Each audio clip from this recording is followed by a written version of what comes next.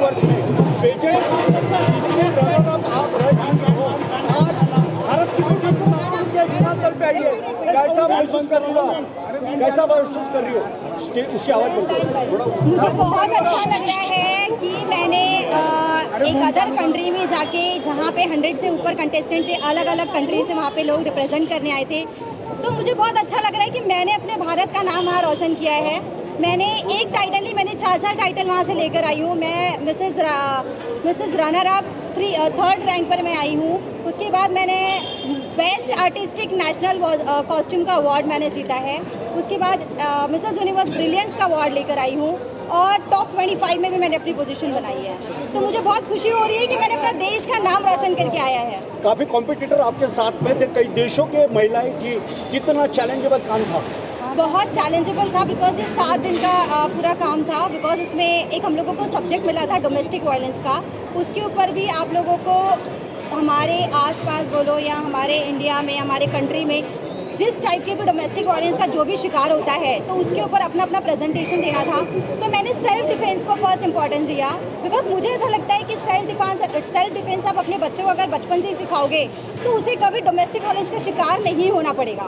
तो ये मेरा टॉपिक था। सेल्फ डिफेंस को मैंने चूज़ किया था और बहुत सारी स्कूल में जाके मैंने बच्चों को सेल्फ डिफेंस का मतलब ट्रेनिंग दिया था। अक्सर ये कहा जाता है मैडम, एक मिनट, अक्सर ये कहा जाता है कि कोई भी पुरुष जब बड़ा बनता है तो महिलाओं का हाथ रहता है। आपकी इस कामयाबी के लिए क्या कहना चाहोगे?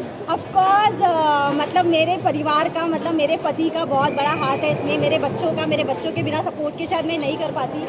और मेरे फैमिली का, मेघा कपूर अमेजर, ये मेरी मेकअप आर्टिस्ट है, इन्होंने ही मुझे बहुत ये किया कि आप जाओ, आप मिसेस यूनिवर्स के लिए ट्राई करो, इंटरनेशनल लेवल पे जाओ। तो जीतना तो इतना आसान नहीं था। वो टॉप 5 मिसेस यूनिवर्स का टाइटल होता है, टॉप 5 विनर्स होते हैं, उसमें होता है एक विनर और एक होता है मिसेस यूनिवर्स 1, मिसेस यूनिवर्स 2, 3 और 4। तो मैंने 3rd रैंक पोजीशन लिया है। तो ये बहुत ही ऑनर की बात है मेरे लिए कि मेरा परिवार मेरे साथ है। बिकॉज अपने बिना परिवार के आपके लिए ये खुशी किसी काम की नहीं है। तो thanks to my all family members. मेरे और भी कुछ क्वेश्चन? अगला कदम क्या रहेगा? अगला कदम क्या रहेगा? हाँ, मैं ये बोलना चाहूँगी, ऑफकोर्स औरतों ने अपने हर औरत को एक प्लेटफॉर्म मिलता है काम करने का। तो औरतों ने वो प्लेटफॉर्म पे अगर काम करना चाहिए, छोटे से शुरुआत करनी चाहिए। अगर आप छोटे से शुरुआत करोगे तो कहीं ना कहीं वो चीज़ें आगे बढ़ती जाएगी। मैंने भी कभी नहीं सोचा था, मैं मिसेस महाराष्ट्र विनर भी रह चुकी हूँ, तो मैंने कभी नहीं सोचा था कि मैं मिसेस महाराष्ट्र से मैं मिसेस यूनिवर्स के लिए जाऊँगी। मिसेस यूनिवर्स मतलब आप लोगों को पता होगा ब्रह्मांड सुंदरी। तो ये टाइटल लेकर आना मेरे लिए बहुत गौरव की बात है। और मैं अपने नागपुर ऑरेंज सिटी से आई हूँ, तो मेरे लिए बहुत गर्व की बात है कि मैंने अपने भारत का नाम रोशन किया है। और 45 साल के बाद पहली बार कोई ऐसा इंडियन वुमेन जो है उसको एक नहीं बल्कि 4 अवार्ड नाम किया, तो ये कैसे पॉसिबल हुआ? देखिए, ये तो मैंने तो मेहनत किया था। ऑफकोर्स मेरी जो नेशनल डायरेक्टर है Mohini Sharma, Mrs India INC की जो ओनर है, उन्होंने मुझे इसमें बहुत सपोर्ट किया। उन्होंने मुझे हर चीज़ के लिए उन्होंने मुझे ट्रेन किया, वॉक, रैम्प वॉक से लेकर स्कीन से लेकर एवरीथिंग, मतलब डाइट प्लान, ये वो बहुत सारी चीज़ें आती है इसमें। तो उन्होंने मुझे इसके लिए बहुत ट्रेन किया और सक्सेसफुली उन्होंने मुझे इतना ट्रेन कर दिया कि मैंने नेशनल कॉस्ट्यूम का वहाँ पे बहुत अच्छा प्रेजेंटेशन दिया। आप समझ सकते हो कि पूरे दुनिया से 100 के ऊपर कंटेस्टेंट थे, उसमें से मैंने बेस्ट नेशनल कॉस्ट्यूम का, आर्टिस्टिक नेशनल कॉस्ट्यूम का अवार्ड लेकर आई हूँ। तो ये मेरे लिए बहुत गर्व की बात है। मैम, आपको ये मीडिया के थ्रू जितने भी यंग जनरेशन देख रही है, तो आप उनको क्या मैसेज देना चाहेंगे कि एक आम से खास बनने के सफ़र में आपको कितनी परेशानी आती है और उस सब चीज़ों को आप किस तरह से फेस कर पाते हैं? देखो, मुझे ऐसा लगता है कि जब हम किसी प्रॉब्लम में जाते हैं ना, तो वो ऊपर वाला हमें कुछ दिखाने के लिए करता है।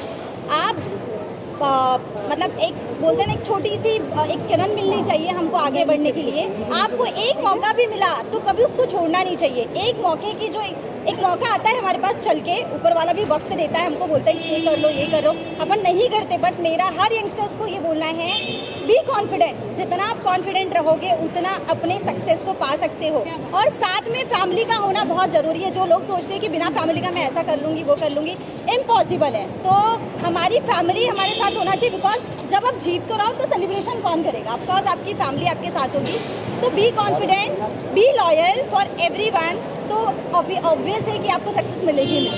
जो है कि एक सवाल ये भी था कि आपके पदचिन्हों पे और भी महिलाएं चलनी चाहती है, क्या नागपुर में इस प्रकार की कोई एकेडमी खोलने का आपका भविष्य में विचार है?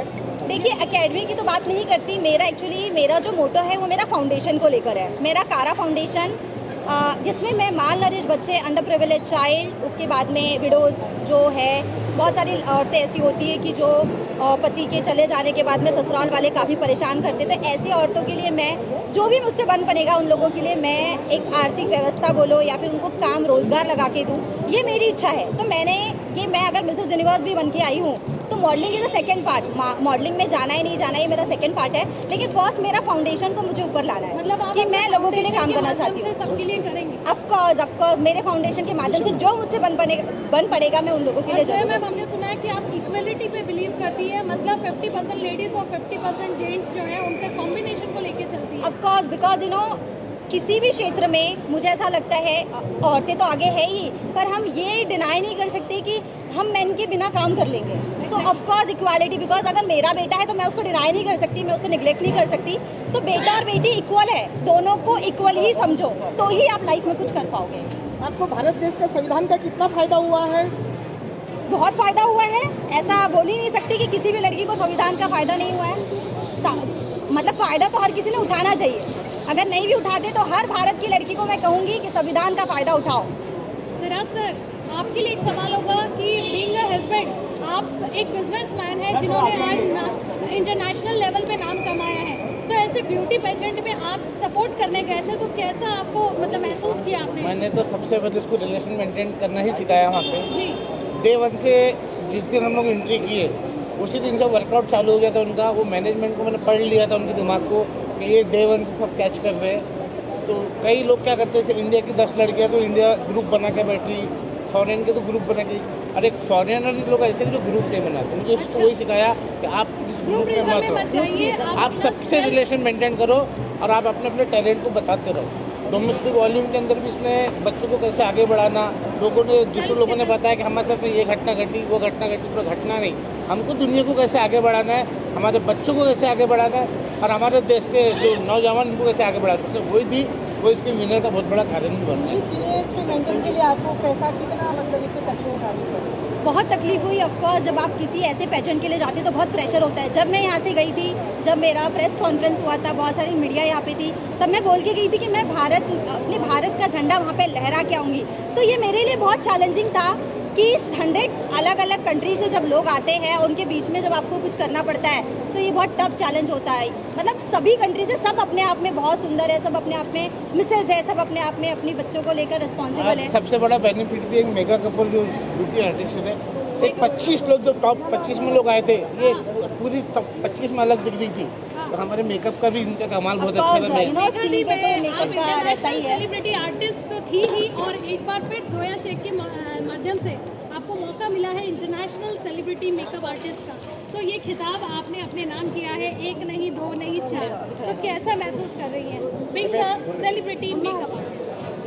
कैसा महसूस कर रही हूँ अब मैं आपको क्या बताऊँ, शब्द नहीं है मेरे पास, नो वर्ड्स।